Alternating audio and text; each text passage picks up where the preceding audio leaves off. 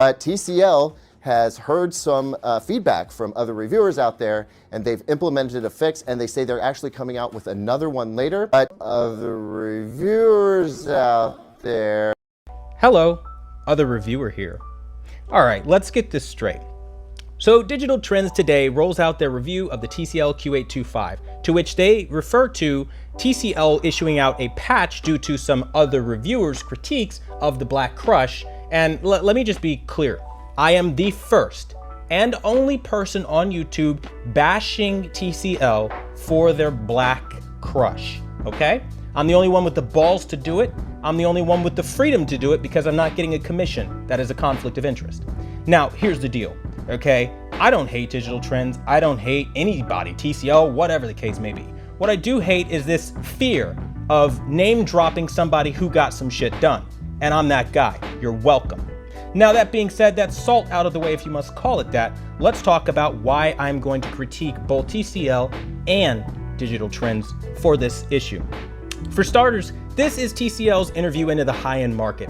So when you come in at an aggressive price point, yeah?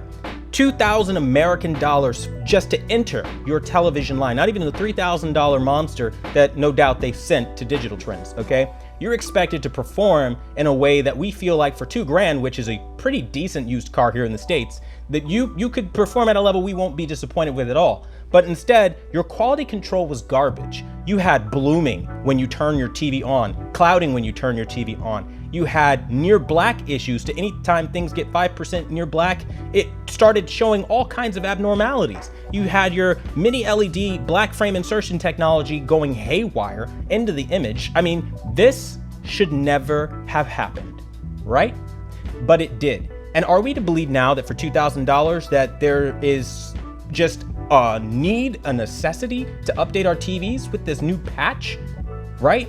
In order to get a product that's not destroyed? Is this you admitting that, TCL? Digital Trends admitting that without my review, this would not have happened? Because Vincent didn't talk about it in his, 30-minute freaking review? Nobody talked about Black Crush, not even you guys. It's just mind-boggling to me that with all this that happens, there's still one thing that every reviewer is still afraid to address. The need to push politics in every aspect of our daily culture is unnecessary. And I, again, am the only one with the balls to address this. So TCL, Digital Trends, and whoever else reviews TVs out there, listen clearly, concisely, and carefully, okay? Remain neutral on politics. If I want to see politics on my TV, I will turn the news on. I will watch some SJW content. But see, the partnership with Roku was a bad deal because people are 50-50 split down the middle with what they believe. And to require somebody to use the Roku app by building your brain, the other half of your TV, into this app, forcing people to sign up with these SJW requirements and, hinting at other little things like your attempts at inclusivity, like these little things, your partnership with Ellen, which will definitely make conservatives feel a certain way about that, by the way. I just don't understand how this goes unmentioned, that you're putting politics where it doesn't belong. And if you really want to be inclusive, we're split 50-50 as a nation. Why not just say, screw it. You do what you want with your TV. I just make products. That's an amazing multi-trillion-dollar concept. You should try it. How about if you put more time into actually buttoning up the TV, you wouldn't have needed to do this patch, right? If you were less worried with Ellen and SJW attempts, right? You wouldn't need to do all this stuff. And that's just real as it gets. Keep the politics out and maybe build your TV. All of your focus, your energy, your effort could have gone towards that. And your reviewers who are too sackless, too ballless to even mention this, that's a problem. Because even if you're being paid, some part of you has to be human, right? You know what you're doing is wrong. You know who you are out there. It's evil what you're doing. You're hyping this thing up as the best LED has ever gotten to freaking OLED, and it's amazing. Digital Trends, you did this with the Q9FN as well, if I remember correctly. You're always hyping up anything that doesn't show bloom, and you're always hyping it up like it's the greatest thing, but that's all you use to talk about it. You're not talking about, again, how it actually performs with real content, how the Q9FN is worse than the Q8FN, and how you're better off just buying that. There are little things that add up over time, and I think, honestly, you're more harmful out there with your information of hyping things up than good. And that, in the long run, mark my words, will damage your brand's reputation as my brand starts to grow, because people are sick of this controlled nonsense where you media clowns are running fluff pieces that hurt us. Because you think don't know that the products are garbage when we buy it, and Best Buy has to now pull my TCL Q825 review? You think I don't know that? You think all the people who see my videos on that don't know that? TCL, you're not slick. Best Buy, you're not slick. All of you in the marketing industry today, you're not slick. We know what you're doing, and it's not gonna work. People have the right to talk about when products are bad, and this whole everything is awesome thing that you guys keep singing is garbage. The partnership with Roku was a bad deal, okay? When you get a $2,000 product, you need a premium remote. Every Roku remote is found on the most garbage Walmart TVs. We all know this. So if you really wanted to enter the high-end market, maybe food for thought, don't include the garbage Roku remote just simply because you partnered with them. That's stupid. Oh, and while we're at it, let's leave you with the million-dollar question right here. What if my review never happened, TCL and Digital Trends? Am I really to believe that without a YouTuber of my stature with nearly 19,000 subscribers, right?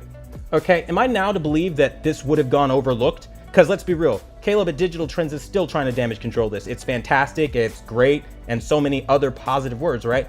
How would this have played out if I never reviewed this product? All there was out there was Vincent T.O. and Caleb Dennison. I mean, really, what would we have done then?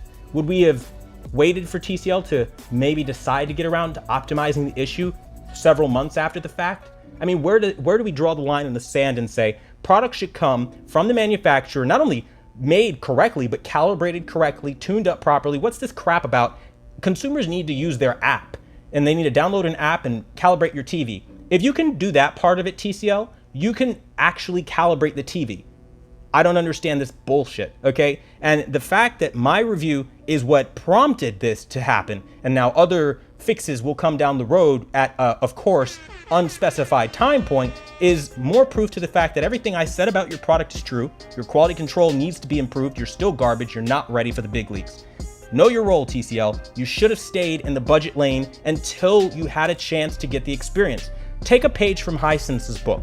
Their flagship this year, the H9F, literally is beating your TV and almost every single high-end TV on the market right now, and they're doing it at less than half the price.